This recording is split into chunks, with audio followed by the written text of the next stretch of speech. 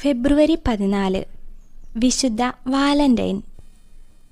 ക്ലോഡിയൻ ചക്രവർത്തിയുടെ മതപീഡന കാലത്ത് വിശുദ്ധ മാരിയൂസിനൊപ്പം രക്തസാക്ഷികളായ ക്രിസ്ത്യാനികളെ സഹായിച്ചിരുന്ന വിശുദ്ധനായിരുന്നു വാലന്റൈൻ.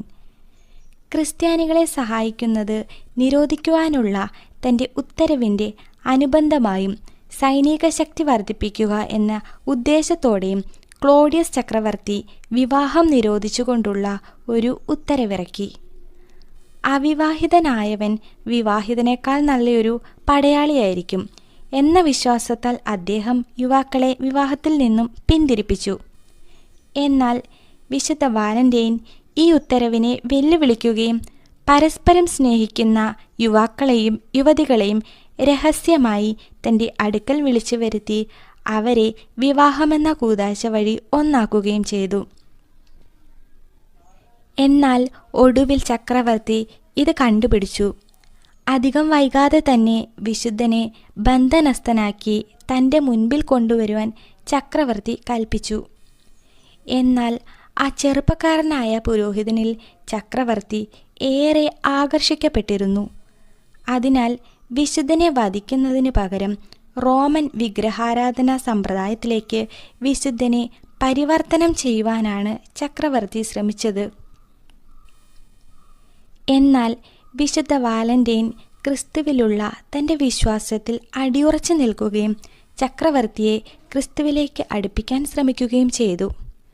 അദ്ദേഹത്തിൻ്റെ ഈ പ്രവൃത്തിയിൽ കുപിതനായ ചക്രവർത്തി വിശുദ്ധനെ വധിക്കുവാൻ ഉത്തരവിറക്കി. വിശുദ്ധൻ തടവറയിലായിരിക്കുമ്പോൾ കാരാഗൃഹ സൂക്ഷിപ്പുകാരനായ അസ്റ്റേരിയോസും അദ്ദേഹത്തിൻ്റെ അന്ധയായ മകളും അദ്ദേഹത്തോട് അനുകമ്പ കാണിച്ചിരുന്നു. അസ്റ്റേരിയോസിൻ്റെ മകൾ വിശുദ്ധന് ദിവസവും ഭക്ഷണവും സന്ദേശങ്ങളും കൊണ്ടുവന്നു പോന്നു. അവർ തമ്മിൽ ഊഷ്മളമായ ഒരു സുഹൃദ്ബന്ധം ഉടലെടുത്തു. തൻ്റെ കാരാഗൃഹവാസത്തിൻ്റെ അവസാനത്തോടെ വിശുദ്ധന് അവരെ രണ്ടുപേരെയും ക്രിസ്തുവിലേക്ക് അടുപ്പിക്കാൻ കഴിഞ്ഞു.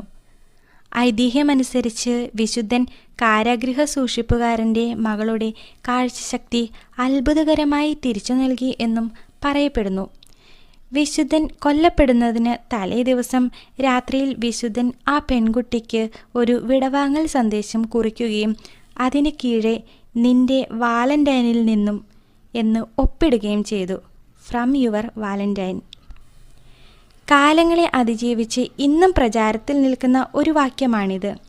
അത്ഭുതകരമായ നിരവധി രോഗശാന്തിയും ധർമ്മോപദേശങ്ങളും അനേകർക്ക് നൽകിയ ശേഷം സീസറിന് കീഴിൽ മർദ്ദനങ്ങൾക്ക് വിധേയമാവുകയും ഒടുവിൽ തലയെറുത്ത് കൊല്ലപ്പെടുകയും ചെയ്തു. AD 273 ഫെബ്രുവരി 14 അദ്ദേഹത്തിൻ്റെ രക്തസാക്ഷിത്വം. അദ്ദേഹത്തെ അടക്കം ചെയ്തിരിക്കുന്ന ദേവാലയം 4-ാം നൂറ്റാണ്ട് മുതലേ പ്രസിദ്ധി ആർജിച്ചിരുന്നു. തീർത്ഥാടകർ വിശുദ്ധ നഗരിയിലേക്ക് പ്രവേശിക്കുമ്പോൾ ആദ്യം സന്ദർശിക്കുന്ന സ്മാരകം ഇതാണ്. വിശുദ്ധ വാലന്റൈൻ സുഹൃത്ത് ബന്ധത്തിൻ്റെ ആഗോള അടയാളമായി മാറിയിരിക്കുന്നു. അതിനുദാഹരണമാണ് വിശുദ്ധൻ കൊല്ലപ്പെട്ടതിൻ്റെ എല്ലാ വാർഷികത്തിലും സെൻറ്റ് വാലന്റൈൻസ് ദിനം കമിതാക്കൾ പരസ്പരം സ്നേഹം കൈമാറുന്ന പതിവ്. വിവാഹ നിശ്ചയം കഴിഞ്ഞ വധൂവരന്മാരുടെ മധ്യസ്ഥൻ കൂടിയാണ് വിശുദ്ധ വാലന്റൈൻ.